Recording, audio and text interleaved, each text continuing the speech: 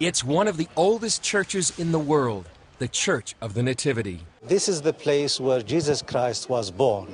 Professor Kastandi Shamali teaches history at Bethlehem University and is an expert on the Church of the Nativity. The Church of Nativity was built over this place in 326 when Emperor Constantine decided to declare Christianity as the official religion of the Roman Empire.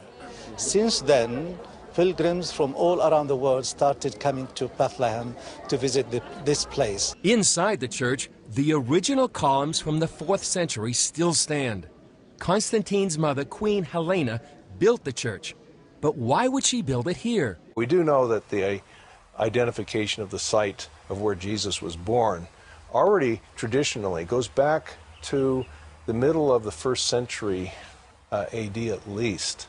In the 1st century, the Roman Emperor Hadrian destroyed the town of Bethlehem.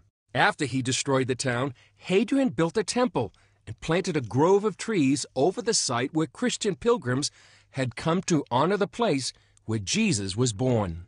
What was left of the house, which was only a cave where the Virgin gave birth to the child. And people remembered this, and people already within 15 years were going back to that site to visit it. In fact, this temple, instead of destroying the place, preserved the place. Jerome wrote in 396 AD, "Even amongst those who are strangers to the faith, it is known that inside that grotto, he who is adored and glorified by the Christians was born." Through the centuries, the church itself went through a number of changes, but it's still one of the few churches in the Holy Land that was never completely destroyed. This is the main entrance into the Church of the Nativity. It's called the Door of Humility because you have to bend down in order to get inside the church. It was originally built by the Crusaders and then altered by the Ottomans in order to keep mounted horsemen out of the church. 1,400 years after Queen Helena built the church, Christian pilgrims still come from around the world. Many record their personal pilgrimage, both inside and outside the church. The central place lays inside the grotto. Many believe it's the very cave where Jesus was born. A star marks the exact location. Many crowd down the narrow stairs to get inside the cave. Down below, pilgrims often touch the star and record the moment they got to see the birthplace of Jesus. For many, it's a profound emotional and spiritual experience. What did it mean to be at the birthplace of Jesus? Something I cannot describe. I mean, everything makes sense and no words. I mean, it's difficult. I'm really surprised. Now when I open my Bible, as I do each morning when I'm here and I'm reading, well, now I can picture the places. It's just unbelievable. It's a live stream. Never expected to be here, but it's just awesome. Father Peter Vasco leads pilgrims to Bethlehem.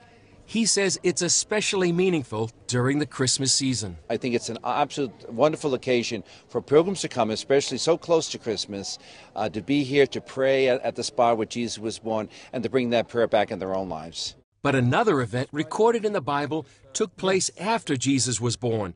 Professor Shamali gave us a rare look underneath the Church of the Nativity. This is the place where we have the tomb of the innocent children. Herod killed around 6,000 children from the whole area in order to kill Jesus Christ, because he don't want to have a new king that will replace him.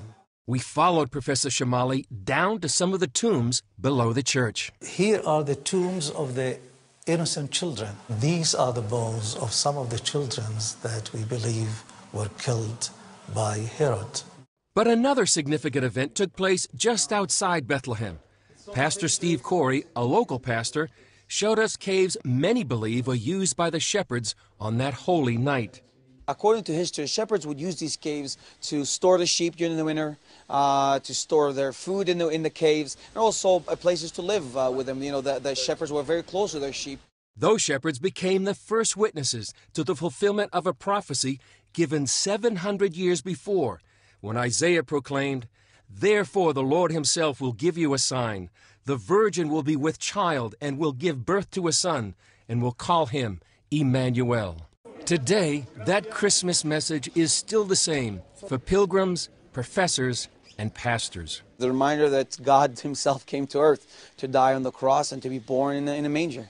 And this is the essence of it, is that people's lives are changed. People's lives will be changed if they hear about Jesus Christ. Chris Mitchell, CBN News, Bethlehem.